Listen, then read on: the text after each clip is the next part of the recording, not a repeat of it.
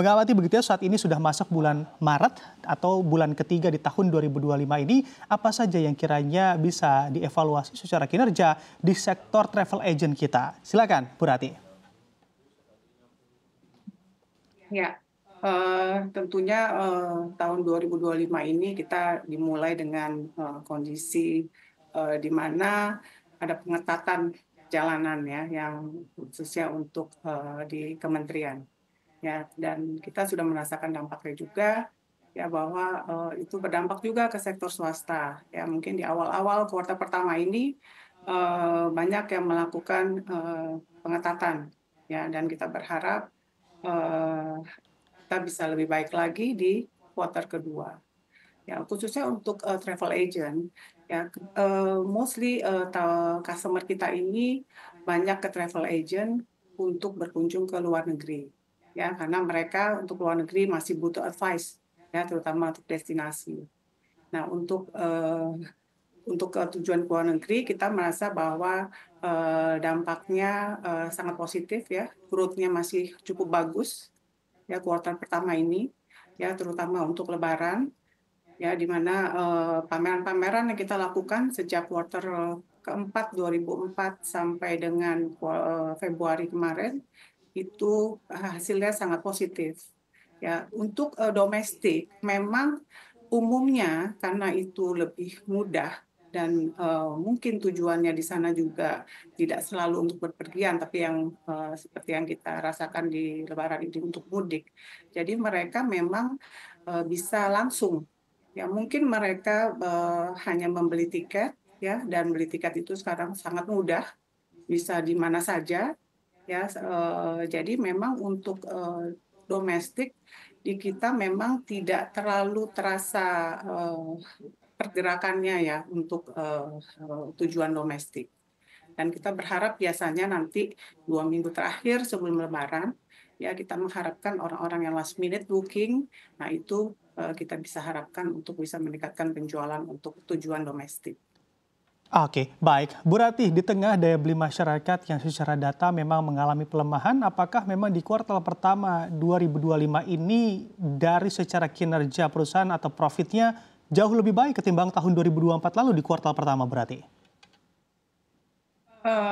Itu mix ya. Jadi karena sektor customer kita tuh ada dua, ada dari corporate dan dari leisure. Untuk corporate memang ada penurunan, ya karena memang kebijakan pemerintah seperti saya kemukakan sebelumnya itu berdampak juga ke swasta. Ya, penurunan ini bukannya hilang, tapi lebih ke pergeseran. Jadi kalau dibandingin tahun lalu, kuartal pertama itu banyak sekali meeting-meeting dan event-event. Yang tahun ini banyak dilakukan setelah Lebaran. Ya, ada kemungkinan juga karena Lebarannya terjadi di awal April dan Maret ini bulan puasa. Ya, biasanya kalau bulan puasa ini memang eh, agak turun. Nah, tapi dari segi leisure, ya khususnya untuk Lebaran, kita mengalami peningkatan. Bahkan sampai di Juni-Juli. Ya, yang memang ada faktor kurs ya. Nah, kurs ini kan memang sangat volatile. Tapi kita melakukan penjualan itu sudah dari 2024, di mana harganya ya masih pakai kurs yang lama.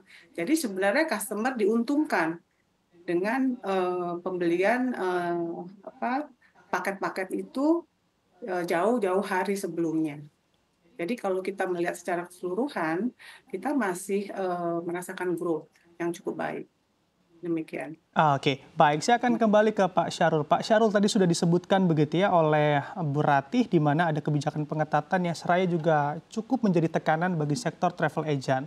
Kalau Anda lihat adanya daya beli masyarakat yang menurun, lalu juga ada tekanan terhadap kebijakan dari pemerintah seputar pengetatan, realokasi atau efisiensi anggaran, dan juga masalah-masalah lainnya, apakah Anda juga melihat masih cukup optimis di sepanjang 2025 ini sektor travel agent masih cukup memiliki performa yang cukup baik? Silakan jawaban Anda, Pak Syarul.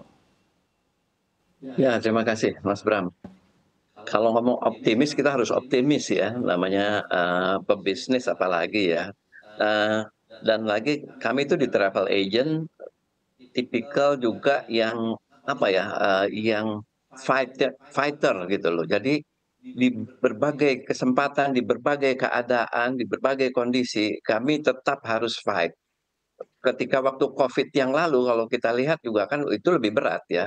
Tapi kami bisa melewati dan kami selalu mencari celah-celah di mana travel agent ini tetap bisa berbisnis. Nah, juga mengenai kebijakan dengan adanya kebijakan penurunan anggaran sekarang ini, ya tentunya kita mencari celah-celah yang lain ya. Karena kan perjalanan itu perjalanan eh, apa yang kami tangani itu bukan hanya perjalanan dinas pemerintah saja, tapi sektor swasta juga, liburan juga. Nah, ini yang berarti kita yang harus mengalihkan penjualan kita atau paket-paket kita yang kita siapkan itu lebih kepada eh, yang non government, yang bukan perjalanan dinas. Karena kami itu sudah melakukan survei di tahun 2024 itu, ternyata para travel agent itu produk yang paling banyak dijual adalah paket domestik ya. Itu ranking pertama yang dijual oleh para travel agent. Dan kita lihat juga perkembangan di bulan Januari yang lalu, peningkatan terhadap penjualan tiket itu mencapai domestik ya, mencapai 23,87%. Nah, ini kelihatan bahwa dinamika ini sudah mulai berubah, sudah mulai berjalan. Bahkan di Desember sebelumnya, di Desember tahun 2024 itu juga peningkatan penjualan tiket domestik compare ke tahun yang sebelumnya di bulan yang sama itu 20%. Nah, jadi kalau ngomong eh, dinamikanya atau dinamisnya sangat dinamis, dan kalau ngomong optimis, kami optimis. Kira-kira begitu, Mas Bram. Oke, baik. Untuk insentif yang diharapkan dari pelaku bisnis di sektor travel agent, sudah terpikirkankah apa yang sebetulnya bisa diminta oleh pemerintah dan masih masuk akal, Pak Syahrul? Maksudnya gimana sih insentif? Ya, Insentif yang mana nih? ya, insentif yang tentunya dibutuhkan dari tekanan-tekanan yang tentunya ada begitu ya di sektor travel agent ini, apa yang kiranya bisa diusulkan ke pemerintah yang pasti juga masih masuk akal begitu Pak Syahrul di tengah realokasi ataupun efisiensi anggaran yang juga sedang diterapkan oleh pemerintah kita. Ya, oke. Yang pertama ini penurunan harga tiket ya, penurunan harga tiket kalau bisa bukan hanya di Nataru atau di Lebaran saja, tapi juga jika perlu ini harga-harga promo perlu ditampilkan lagi supaya kita begini. Tadi mungkin Bu Rati menyinggung sedikit ya bahwa masyarakat Indonesia tuh masih senang pergi ke luar negeri gitu loh. Nah, karena apa? Karena kan harga tiket domestik mahal, paket wisata domestik itu mahal. Kalau saja harga tiketnya itu juga bisa ditampilkan harga-harga yang murah, harga-harga promo seperti tahun-tahun sebelumnya, tentunya ini akan mendinamiskan penumpang-penumpang atau wisatawan domestik untuk jalan di dalam negeri.